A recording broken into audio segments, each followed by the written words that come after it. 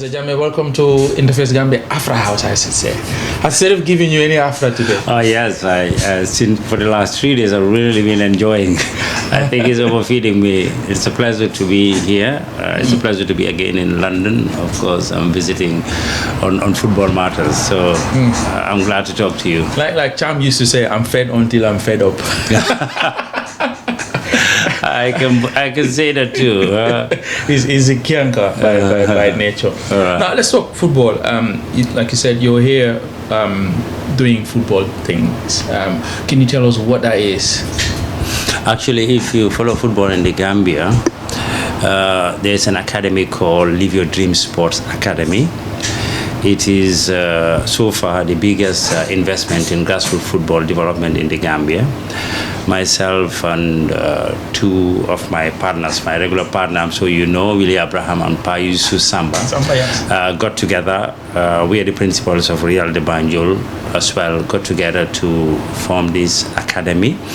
It is located in Basuri, in Combo East, in the West Coast region, not far away from the Casamas border. It's about 3 years old now and fully operational.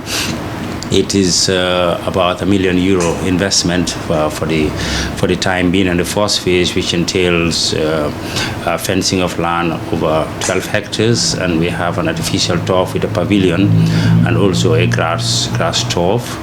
At the moment, it's non-resident. We have an under 12, 2 under 12 teams, all boys, and an under 15 and an under 17, which is playing in the 3rd division. Recently, we have partnered with an organization called Epic Sports. The founder owner, Ali Barat, is British of Iranian origin and also one of the biggest scouts and football agents. I don't know whether you know Caicedo in Brighton is representing him and many other players across Europe. We are partnering with him on the 2nd phase to have an international academy at Live Your Dreams. So actually we had our 2nd board meeting in London the last few days. That's why I'm here with my partner Willy. Willy Abraham. Yes. He would have loved to be here, but he couldn't because of the change of time. Looks like it's a real Banjul thing. You, Willy, and Samba. You know, this journey is over 35 years old now, and we want to make Real de Banjul not the best club in the Gambia or in West Africa, but to be a footballing powerhouse in the continent, and to be able to do that, you must also have an academy system that will feed those clubs initially to compete in the country, so that we can prepare boys that the exceptionally good ones just will leave the academy and go and play professionals. The others will pass through the National League. So we always have Real de Banjul in the 1st division, and then we used to have Sporting Real that became elite in the 1st division. We had to let go, but now the journey has started again. There's a Sporting Real in the 3rd division, hoping to come into the 2nd division soon, so that it will be fed by the academy. This is the value chain of football. I mean, if you're really serious about football development, this is exactly what you need to do. So in essence, Real de Banjul and Sporting Real at some point, by calculation, they can play at the same league? No. I mean, you cannot do that. Why is that? Because if you have Real de Banjul and that the rules doesn't allow you to manage two teams in the same league, in the same category. That's why when we had Sporting Real and it went into the 1st division, we have to actually divest it away and to someone else. And it's the same guys that we are partnering in Live Your Dreams now. Okay. Now, Live Your Dreams, the name itself is suggestive, but what's the ultimate aim here? Football. It's a mean of living.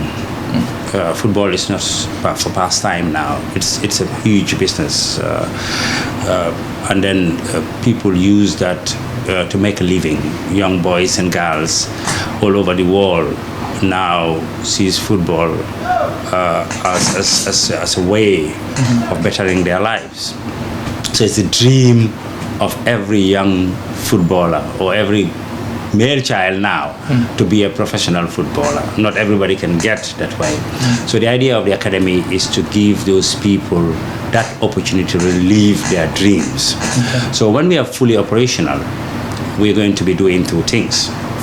One, to give people the opportunity to learn how to be a professional footballer. We know everybody cannot make that way, but on the other side as well, we are going to be teaching young boys and girls life skills.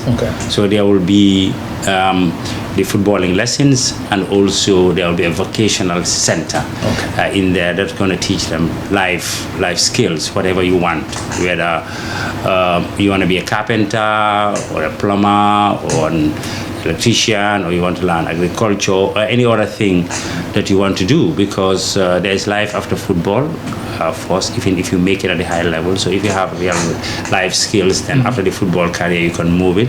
If you cannot go further in the footballing career as well, there's another path for you to take. There's another path actually to take. It's all geared towards national development. I mean, we for all our lives, we try to devote it to our country, to make a difference, like what our parents have been doing before us, so that we're able to pass that legacy on to our children. Has this been done before in the Gambia to that scale? No. This is the first time that we have at this scale of investment. Yes, there are various academies on streets. I know as well that QCT also have an academy, and a few other ones actually in there.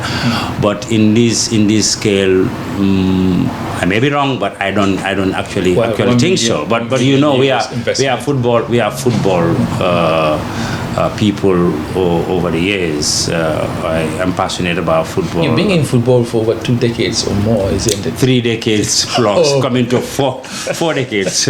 all my life, I have been in football, and I have seen that football has changed the life and livelihood of many young people in the Gambia. I mean, many of the people representing us at the high level or who have retired have passed through us, and I've seen from humble beginnings to people that are really made in life. That's a very big source of inspiration for people like us, because it changes not only the life of one individual, families, and even by extension neighborhood. I mean, some of our footballers who are playing in the top leagues, for example, Omar Koli came through Real. I know what he's doing. Steve Babukar Traore came through Real. I know what he's doing, to just to name a few. Okay. Talking about neighborhood, you said you were building this, or structure is already in Basori. Is that something that happened by accident, or is just deliberate? Because it's near the border, for instance. No, it didn't happen by accident. And also going to Basori was not our initial plan. What happened is, first, for many years, we've been trying the government of the Gambia to allocate us land. Unfortunately, it did not happen. Don't ask me why. What happened? I don't know. We've tried. I mean, I remember when Jammeh was there. I mean, he's giving instructions. It never happened. We went to the lands office. We bought land application forms. We paid the deposits, thousands of dollars, but they never. So we decided to go actually private. So we bought this land in Kitty from private people, just to be told that that land actually belongs to the ex-president Jammeh and is part of the commissions. And then we moved to Sanyang. We went and cleared the whole place, and then somebody to come to say we own this land. So we lost tons of money. We lost tons of money on that. And then somebody told us there's land available in Basori, and there was clean land, and we went in. But it's a good location, because if you look at our catchment area, it's not only the greater Banjul area. We wanted really we look at players all over the country and also Casamance and Guinea-Bissau. So Basori becomes a very good fit, and when we went there, we were welcomed by the local community. Because it's closer to the border with Senegal. Yes, closer to the border of Senegal, and there's an area, everybody's passionate about football, but there's also very passionate about football. If you look at around under 12, they're all from that area. So we are now complaining that we're in Basori. Well, that things happen for a reason, they say. Yes. You know. Now, on the national scale, are you the first vice president of the Gambia Football Federation? You've just gone through an election. You've won. Congratulations, by the way. Your team has emerged victorious after that bruising kind of campaign period. On social media, I always tell people, on social media, without being dismissive of the opponent, it's everybody's right to look for what is ever is public.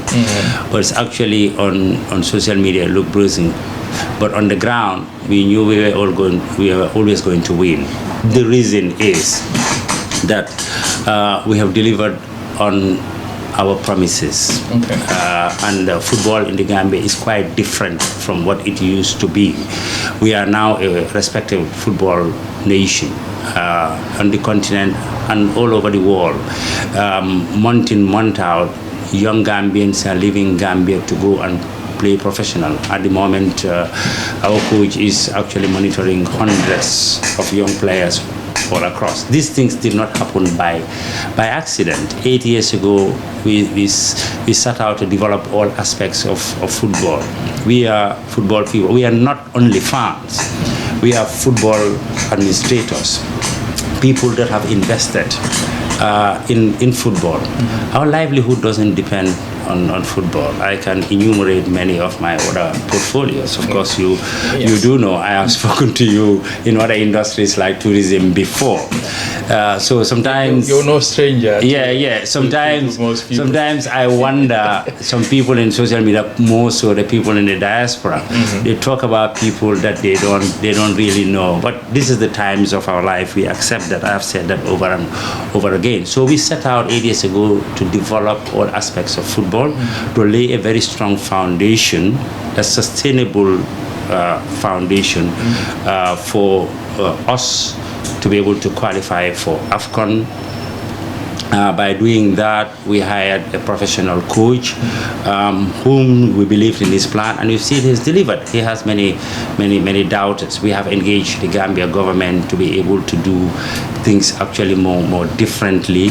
We professionalized all aspects of our national team, not only by inviting professionals, but the national team staff, the majority of them are professionals. I mean, we decided to improve on the logistics, how we travel, where we stay. All these things actually matter. We now agreed with the players on allowance structure in terms of camping allowance, in terms of match bonuses, and then that's always been a bone of contention. Match allowances, travel allowances. Have you ever heard any senior national team complain that he has never got? As we speak today, nobody is owed anything since we took over. It didn't happen. If you hear it on social media, it's just speculative. It didn't happen. I mean, if it happens, the team are gonna talk about it. So we are actually in a better state now than before. We qualified for AFCON, and then we really want to go back again, and I think we are on the right trajectory to go to the AFCON. Recently, our under-20 silver medalists, the last time before they were gold medalists in WAFU A. Now we qualify for the U20 AFCON that's going to be hosted by Egypt next year. Tomorrow, our U23, which is the Olympics team, which is the successor to the senior national team, is playing with Burkina Faso in Benin, and after we will have our home game also in Morocco, because both countries, our stadiums are not approved by CAF and FIFA at the moment. And exactly the same thing on the women's side as well. We have all the categories of the women, senior, under 20, yes, and junior ones as well. So we're putting in a lot of work. It looks like you have a lot of teams to look after compared to some years back, because I remember when I used to travel with the national team and the under-20 teams doing football commentary in 2005, 2002, 2001 to 2005. By then, used to be national team, and the rest of the other teams really were not in the picture. But now you have a lot of teams to look after. Football is an expensive business. And exactly. What's the revenue plan? Because where are you going to get all the money from? I mean, FIFA subvention. Would that be enough? I'm glad that you're talking about is different from many commentators, because at the moment it's only the senior national team male that the Gambia government fund greatly, not 100%, because there are still certain things that we still fund. All the other categories are funded by the Gambia Football Federation from the FIFA operational support and some development support that we get, and it's putting a lot of strain on our finances, and because of that we cannot focus more on some more other core activities like the organization of football, organizing it better, give more prize monies or pay our referees more, or development of football, running more grassroots programs, which we come under stick for. But you see, you have to have a balancing act, and you have to make decisions. That's what leaders do. We have to make the right decision, because it's a chicken or egg situation, which actually comes first. So as leaders, we decided to have all categories of national team and try to focus in it, because what it does is it boosts confidence where it matters. Okay. That's why we have a better relationship with government, and even you can see a lot of our boys have been taken out. Also, it brings attention. Hopefully, we will soon start having more sponsors, both in country or outside countries. So we have a plan. That's why we take our governance very seriously to ensure that, because FIFA support is not something like, it's not like this attire that you just pick up. Yeah. You have to walk towards it. Okay. You have to walk. Many people are here talk. So is that subvention a fixed amount, or is based on performance? No, it's fixed amount. Fixed amount. But you have to meet certain criteria before you can get it. And this money is dispensed and not also on somebody's giving out based on project after project when it's yes.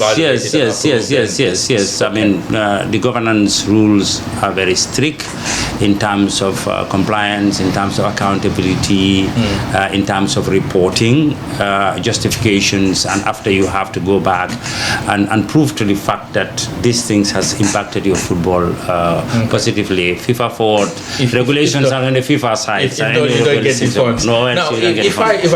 If I happen to play, well, I don't play lottery, but I think I should. If I win lottery today, say Euro Millions, 150,000 euros, I say, look, GFF, I have 50,000 euros, 50 million euros for you. Would that go far in your budgeting? Wow, 50 million euro is a lot. It will change a lot, because Gambia, what it will do is to first run away with infrastructure. Infrastructure is a big problem. It's normally not the responsibility of football federations to do infrastructure. But for us to be able to do our programs, we have to do infrastructure. That's why we are using FIFA funds. It's not enough, and it delays. I mean, we must have had in the election days, we had a lot of stick as far as the infrastructure. Serekunda East. Banjul. They are open now, but they were delayed for a long time. So yes, because the return on football investment could be really high if you put in place everything. Gambians were very talented, but football now is tactic and techniques, and it's a lifestyle thing. If you want to be a professional footballer, you have to get the right style, and it's what our boys don't have. The discipline both on and off the pitch, the right diet to develop themselves in terms of the gyms don't exist, and more so not to be involved in smoking and many other things as well. So that money will come very handy to ensure that you have fixed programs that will develop a lot of things. Would that be enough? Say 2-year program. Oh, come on. That amount of money has never been put in our football. Certainly, I think so. From my own financial background, yes. Yeah, that will go a long way. Well, if you're watching, 50 million will go a long way. Play lottery if you can. They may need that money. I'll tell the UK government to bring it down and support us in that. Yeah, I've seen also that night games have started at some point and they grew very popular. Yes, at the Independence Stadium, because it's the only venue at the moment that have lighting system that can support night games, even though the locks there even needs to be improved. We have even tried to, hopefully before not long, we will be able to have our own lighting systems operational in Banjul, Serekunda, West, East, and Brikama. Which will support night games. Yes, it's actually very popular. Yeah, why is that? I mean, people like to go to watch more matches at night. Yeah, because you see, people are busy during the day, and they're going to work, etc. So watching football at night, I think, makes it possible for them to do their other activities, and then now they can come and enjoy the game that we all love. More so in Ramadan. I mean, like we started it first in the Ramadan time after people got. After people break their fast, then you have your night prayers, and then you can come and relax, and then after have a good meal and go to sleep. Yes, that's a good innovation because they say necessity is the mother of invention. Indeed. It was necessary to play but games it is something that's going to stay in football in the Gambia. Okay, and the Super Navetans also are yes. This year we've gone back. This year we've gone back to the normal calendar. For the month of September, October, and November is the Navetans across the country, and then from the 1st to the 23rd of December, it is the Super Navetan, which is all the champions of the Navetan zones, and it's really a very popular one, and we're all looking forward to the return of Super Navetan. Yeah, I remember zonals are always very active period for sports pundits and sports fans. Exactly. For some reason, we cannot actually translate that support to zonal teams to our national league. Yeah. You see, if for people like us who are really involved in it, in the zonals you have more ambience because people support, but the football is not technically as good as the national league. Okay. You can see very few of the zonal stars eventually go on to be. There are still some people that commit because they have short time to prepare, etc. Would it be right also to say that why not incorporate those zonals into the league as well? I mean, because they bring ambience. It's open. I mean, so if Serekunda East can file a team to be part of the league, is it? The pathway is there. Okay. The Serekunda East team can play for the qualifiers for the 3rd division. Okay. Becomes 3rd division champion, go to the second division, and 2nd division champion becomes the 1st division. You have a promotion and relegation. This is the way football actually. But you cannot just disband teams and do that. No. That's not legally possible. I think that should be a good idea. But you can see now what's happening in the Gambia is that the league is open throughout the country. We have clubs coming as far as the URR. They are now playing the National League, like Wagadu from URR, Medical from CRR, Diba Oil. They nearly won, I think, the FA Cup. They went to the FA Cup finals also. Is this a 2nd division team based in Sankuya? Okay. All right. So anyone who is watching who is from Badibu Salkin, why not come together and form a team? Lambai FC. Unfortunately, in the North Bank, we used to have the 2nd Infantry Battalion in the National League, and they got relegated. There is no team in the North Bank. From the North Bank. So Lambai should... Lambai FC. So if you're watching, why not? You come together, form a team, go through the process of promotion exactly. Division 3 to 2nd and 1st division. Yeah, that would bring much ambience, I think. Exactly. On a final note, you've won elections, and obviously it was fractious, like you said, on social media only. But you have people who do not vote for you, and there are people who do not agree with your plan of action. Would you encourage them to come on board, or will you work with them? Certainly, I have said that many times on many platforms as well. I mean, if you follow football very much in the Gambia, or any other elections, yes, these things happen. Certainly, we are used to this because many of us on different sides are coming from different teams that we play together on the field, and then we fight, and after we reconcile and actually move on. So yes, certainly that's the only way to go. At the level of the federation, it's a national issue. It's about the development of football in the Gambia. Personally, I've always taken it as the people see different ways to arrive at the same destination, even though sometimes certain statements certain utterances have been made which are not factual. People have been accused wrongly on things that are not true, but maybe just to change the minds. That's their method. We must all come together and ensure, because there's a lot of work to be done. There's still a significant gap between us and neighboring countries. If you look at Senegal, even though it's a bigger market with more population, but at least I can say that Guinea-Bissau in the FIFA rankings is a little bit higher than us, and then we need to get to those levels. They are higher because, remember, at some time we stopped playing football. If you are not playing, then you are going back. Ranked, you cannot be ranked. Then you are actually going back. So we need to, and to be able to do that, we need all hands on deck to cooperate, because good things happen only where people cooperate and work together, even though they have a different of opinions in the past. The ultimate objective is to improve Gambian football. Exactly. And that works for me. I'm a club owner.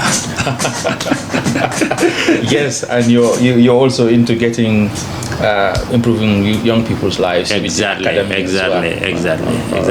All right. And then what would you like to say would be a success that you can point a finger on and say 4 years after you've gone, because this is the last time you're going to be first vice president or working at the Gambia Football Federation at an elective office, because you've served how many times? Twice. Yes, this twice already. Now for third and final time. Now. So what would you say 4 years down the line, if we're sitting here brewing a tire maybe, and then ask you, what would you like to say would be a success, if you can put a finger on it, to say we've done this, we've done that, what would they be? 4 years down the line. Yes. You have to look at our manifesto. We want to go back to AFCON again. We want to go to the World Cup at the senior level. We want to go to the Women AFCON. We want to be African champions at the junior level overall. But domestically, we want to be the group that will introduce the professional league, so that everybody who's involved in football, in the players, the coaches, the referees, and all the administrators, everybody else, now will be having employment in football. You don't go to work and play football, or we're going to go to work and be a referee. You can take it as a full-time employment to make money out of it, in which case we will attract investments in teams and in the professional league, because we've already started engaging the government to be able to give tax breaks to people. So if you invest in football, you don't have to pay tax on that, because that's one of the biggest impediments of football. We want to have more qualified personnel in short. Football provides livelihoods for people, etc. And then we want to organize our grassroots in terms of schools football, in terms of academies, and even open football. And then we have started an infrastructure plan that will actually continue improving where we play our football, and also improve the spectator experience. All right, that sounds like 11-point plan. It's a lot. quite a lot to achieve. Yes. It's quite a lot. Yes, of course. I mean, that's our 11-point plan. I mean, I will invite you to look at our manifesto in any of our social media called Team Kaba. All right. We will try and share that with our viewers, our audience as well, and so that they can see the plan as well. Thank you very much, Mr. Bakary Jammeh, for having a time with us at Interface Gambia After House. Unfortunately, there's no fire on that, but we'll sort that out at some point. I already enjoyed enough today. It will take me to Banjul because I'll be on my way in the next few hours. Thank you. So we appreciate the time. All right, okay. We appreciate the time. Thank you so much. Good. You're doing a brilliant job. Right. Thank you very much.